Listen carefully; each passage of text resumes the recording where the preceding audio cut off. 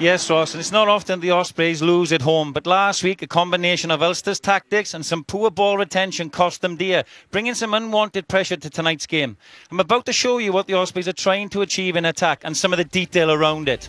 They're trying to get the 9 out on an arc, holding the inside defenders to create some gaps and some space. Rhys Webb needs the forward runners all as options, and Alan Wynne-Jones is not in this case, but he also needs the blindside wing and the 10 attached to create the holding defenders.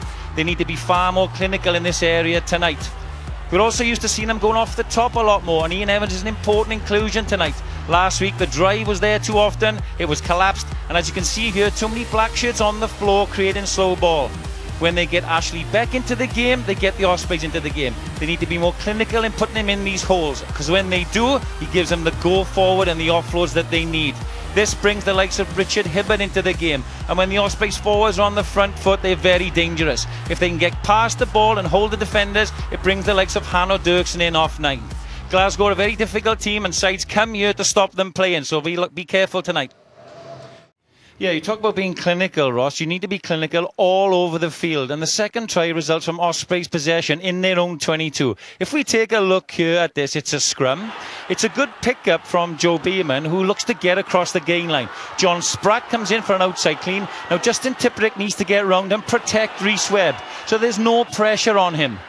However, there's a fumble due to a little kick from his own player, and you cannot stop. Jonathan said at the top, you cannot stop, you have to play on and react to this. But it goes back to a little bit of nuts and bolts. The pressure is on Rhys Webb here. There is no other kicking option. Daniel Biggar's not an option. There's nobody else on the right side. So it's all on him, and Glasgow know this and apply the pressure. They need to get a little bit more clinical in their nuts and bolts second half. Yeah, sides come here with a game plan, and they know that the Ospreys blitz, and they've got some little quirky plays to negate that. Let's take a look here. They're on the front foot, they're going towards the 22, but little chip kicks into the space. Rhys Webb does well here, but it shows a little bit of innovation at the line out as well. Little funnies at the front, it just gives them quick ball and allows them to get on the front foot and create some pressure. I particularly like this one here, where they know that the blindside wing is in the line, allowing them to blitz. 9 comes into the line, Rhys Webb, but Richard Hibbert's job is to cover back here. They know this. It's a little reverse kick, put in the pressure on the big hooker with a winger. It's cute play and it's clever play. So yeah, Glasgow have come with a game plan, right? But the Ospreys need to negate that second half. It's a difficult team talk. They're low in confidence, but the coaches just need to keep reinforcing, keep the ball, get some territory, build the phases.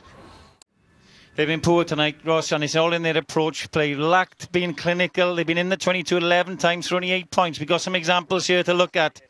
This was the debate over was it a penalty try or not. They've got a good maul formed here. Joe Beerman is not patient enough. If he stays in here and follows the maul or even goes that way, I fancy him to score. As it is, it breaks up, and there's just too many bodies in there for this inexperienced ref to give a penalty try.